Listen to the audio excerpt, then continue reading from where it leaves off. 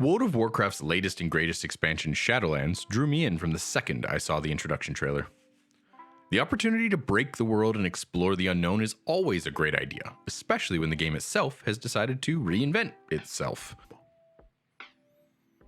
To add some additional context here, I have played World of Warcraft since the beginning. I was a day one player. Now, I did end up losing that account, so my achievements aren't as brilliant as I would love them to be, but I have seen this game from its infancy to now, and Shadowlands is a great expansion.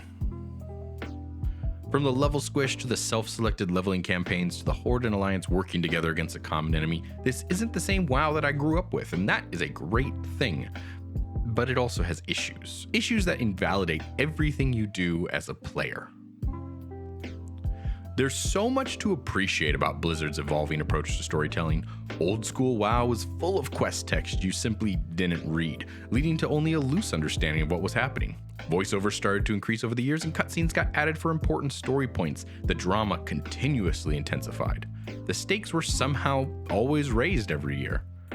Blizzard has done a lot in Shadowlands to help you understand the story, even if you skip 100% of the quest text. The voiceovers give you all the important bits you need to know. The way you interact with pickups isn't just straightforward clicking, leading to stories within the way you play. And I want to stress again that the most major story points are covered via cutscene or at least a timeout while NPCs talk. And for all the beautiful storytelling this adds to the game, it also removes the most important thing, you. One of the common points of criticism for World of Warcraft following Cataclysm was that the direction of the game headed towards being a theme park, a million things to do with a ferry driving you from one to the other. I respected the opinion of professional reviewers at the time, of course, but I always saw more content as good content. You don't like pet battles? Well, just don't participate. You don't like PvP? It's not required for best in slot items if you prefer to raid. These are all good things, right? Well, at the end game, yes. Endgame WoW delivers you an incredible variety of content and player freedom. Infinite dungeons, PvP, world quests, dailies, weeklies, mythics, legendary crafting, achievements, mount hunting. There's a world of possibilities in front of you, but is an MMO only its endgame. For speedrunners and no-lifers, maybe. Someone was able to ding 60 in 3 hours. Another player has already achieved level 60 on every single class with 165 hours of playtime, which at the time of writing is 76% of all available hours since launch, meaning this guy played WoW and slept, and that's it. After rushing to 60, the whole game is open in front of you. However, I'm a dad now. I have a full-time job. I probably represent an average gamer, or at least some large subset of gamers out there. I'm approaching 60 on one character after a week and a half of play. I got 2 alts from 0 to 20 during the pre-patch, granted I was distracted by other games. The majority of my time spent will be spent leveling, exploring, and playing dungeons. I'll do my best to raid, but that will be when I'm ready. I'm taking my time to enjoy the leveling experience because that is what I have time to do each night. The problem is that I don't feel like I'm part of the experience. I'm just a passenger on this theme park ride. One of the first quests in Shadowlands has you stand still for 45 seconds, then drag some items into place over the next 2 minutes. Then some fighting before some walking, another quest, some talking, more cutscenes, more talking to more walking, and then another cutscene, and none of this involves you. Sure, you're a hired hand who will be slaying evil spirits, but when push comes to shove, the NPCs do the heavy lifting of the story combat. They tell you where to go, what to do, and sometimes they do it themselves.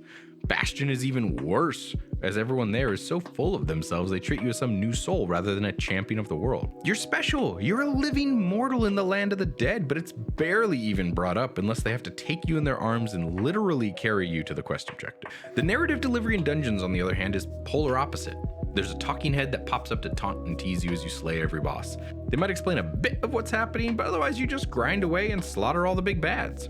This felt refreshing after such a strictly limited movement of the main story, but at the same time there's glaring flaws with this approach too. Diablo 3 was endlessly mocked for having rulers of hell be nothing more than pop-up boxes in the corner of their screen, and I did get that same feeling here. Now, there is depth to the story, don't get me wrong. Take Bastion, where you actively participate in cleansing the memories of new souls, robbing them of their individuality. In the context of the story, this is seen as righteous and heroic, but the villains are just trying to allow everyone to be themselves in the afterlife. That's an incredible plot, but it's marred by the fact you have nothing to do with it. You watch other people bicker while you do their bidding. Heck, even the tougher spots, they just send a companion with you who will narratively do a lot of the work. Things improve a bit when you get to Maldraxxus. Here, factions are fighting for control of the armies of the damned. Only one faction remains fighting for the good guys, which you quickly join, and you're able to possess a mythical sword that allows you to access ancient secrets. This places you firmly in a place of importance, right? Well, an early cutscene diving into Draka's past overwrites that. It informs you that she is the key to saving the Shadowlands, so what are you doing here? Waving a sword around and bashing demons' heads in, and that's about it. You find runes by following other people around. You unlock the seat of the Primus, which is already acting as a forward military base. And spoiler alert, once you do finally get into the MacGuffin, it's just a warning that the first big bad you met is a big bad. You'll be 0% shocked by this information, but the NPCs around you seem to care deeply. You don't matter to this story. Things barely improve in Ardenweld and Revendreth. Things do get more personal as you venture into Covenant campaigns, but I can't help but feel everything was already in motion before you arrived and will suspend motion regardless of your actions. You're treated as a hero, but in reality you're nothing more than a blade for most of the campaign.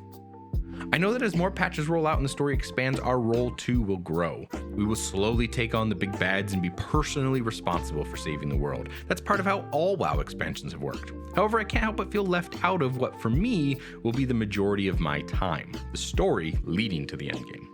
I don't think there's any perfect solution when it comes to storytelling in an MMO. You will always disappoint someone. At the end of the day, I'm enjoying my time playing WoW again. I haven't had this much fun in an MMO since Warlords of Draenor. But my limited time of 2 to 3 hours per session is wrought with waste, with unskippable cutscenes and innumerable escort quests. I know it'll improve. I haven't even started the endgame grind in earnest. Blizzard supports their products to the ends of the earth, and this is a great expansion overall for new and experienced players alike. If you haven't tried out Shadowlands yet, it is very refreshing. Experience a whole new point of entry to the game. Don't get bogged down by dozens of worlds to explore. Simply point yourself at one campaign and go. It's brilliant! I just wish the game would shut up and let me play.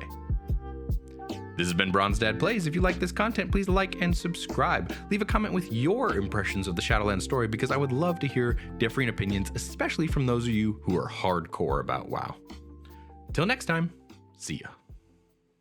I knew she would come one day to seize this power for herself.